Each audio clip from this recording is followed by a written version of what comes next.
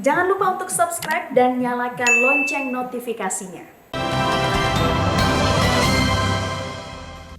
Meski pandemi masih mengekspansi, praktek aborsi tidak juga berhenti. Polisi berhasil meringkus 17 orang dan menyematkan status tersangka, termasuk dokter dan bidan. Sejak Januari 2019 hingga April 2020, klinik aborsi ilegal itu telah melayani 2.638 pasien.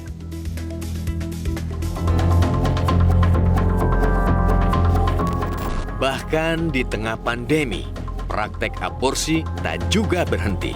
Pekan ini, Polda Metro Jaya mengungkap praktek aborsi ilegal di Jalan Raden Saleh, Jakarta Pusat. Polisi menetapkan 17 orang sebagai tersangka yang terdiri dari 3 dokter, 1 bidan, 2 perawat, 4 pengelola klinik, 4 calo, dan 3 pasien aborsi. Polisi juga menyita sejumlah peralatan kesehatan, obat-obatan, dan uang tunai. Dilakukan pelaksanaan aborsi, kemudian janin diletakkan di ember, kemudian dimusnahkan dengan cara diberikan larutan,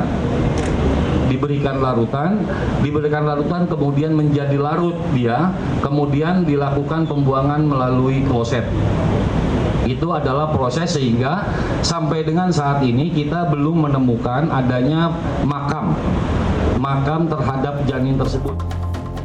Polisi menemukan sejak Januari 2019 hingga April 2020, klinik ini setidaknya telah melayani 2.638 pasien aborsi. Setiap bulan, klinik ini mampu meraup omset 70 juta rupiah. Menurut polisi, praktek aborsi ilegal ini merupakan pengembangan kasus pembunuhan seorang warga negara Taiwan di Bekasi. Pembunuhnya adalah sekretaris korban, yaitu SS. SS melakukan aborsi di klinik ini atas permintaan korban. Tindakan aborsi pada prinsipnya dilarang. Kecuali ya, pada peraturan pemerintah nomor 61 tahun 2014 di pasal 31, di sana disebutkan ada 2 pengecualian larangan terhadap aborsi. Yaitu yang pertama adalah bila didapatkan indikasi kedaruratan medis, dan yang kedua adalah pada korban perkosaan. Masih segar dalam ingatan kita, pengungkapan klinik aborsi ilegal di Jalan Paseban Februari lalu. Polisi mengungkap selama 21 bulan beroperasi, klinik ini telah melayani setidaknya 1.600 pasien dan 903 diantaranya menggugurkan kandungan. Operasional klinik ini melibatkan sejumlah dokter serta puluhan bidan yang berperan mempromosikan ke calon pasien. Keuntungan selama beroperasi mencapai 5,5 miliar rupiah. Ironisnya, klinik aborsi ilegal di Jalan Paseban ini telah 2 kali digeruduk polisi. Entah bagaimana caranya, klinik ini dapat kembali beroperasi. Saya ditanya, kenapa ini terus ada muncul lagi, muncul hilang, muncul. Iya, karena memang gelombangnya ini tidak di stop, tidak di hulunya ini betul-betul tidak dilakukan pencegahan dengan maksimal.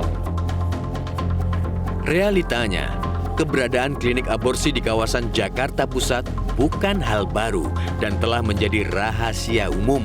Sejumlah klinik aborsi di Jalan Raden Saleh, Jalan Paseban, Jalan Cisadane, Jalan Mandiri telah digerebek polisi. Kehadiran klinik aborsi bahkan telah menciptakan sebuah ekosistem tersendiri. Tak hanya melibatkan dokter atau bidan, namun juga calo yang mendapat komisi setiap mengantar pasien. Saya rasa ada kemungkinan seperti itu juga, karena kan yang terlibat juga banyak sebagai calonya, sebagai pengantar, dan mungkin juga pemberi informasi dan lain-lain. Memang seperti jaring laba-laba. Praktek aborsi memang ilegal, namun peralatan serta obat-obatan yang digunakan sama saja dengan praktek kedokteran kandungan yang legal. Jadi, hanya tanggung jawab etik saja yang dapat mencegah seorang dokter untuk tidak melakukan praktek aborsi. Bahwa POGI bertanggung jawab penuh dan kita sangat keras dalam membina etik dan profesionalisme anggota kami. Dan nanti kalau dianggap melanggar disiplin praktek kedokteran, tentu ada Majelis Kehormatan Disiplin Kedokteran Indonesia yang bisa melakukan sidang pengadilan memutuskan apakah dokter melanggar disiplin atau tidak. Tidak sedikit yang menyebut aborsi telah menjadi industri.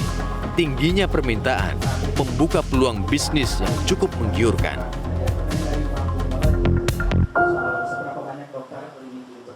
Kami akan kembali setelah jeda pariwara pemirsa dengan informasi mengenai apa alasan BPOM menyatakan bahwa obat racikan COVID-19 yang digagas oleh Unair, BIN, dan TNI AD belum valid.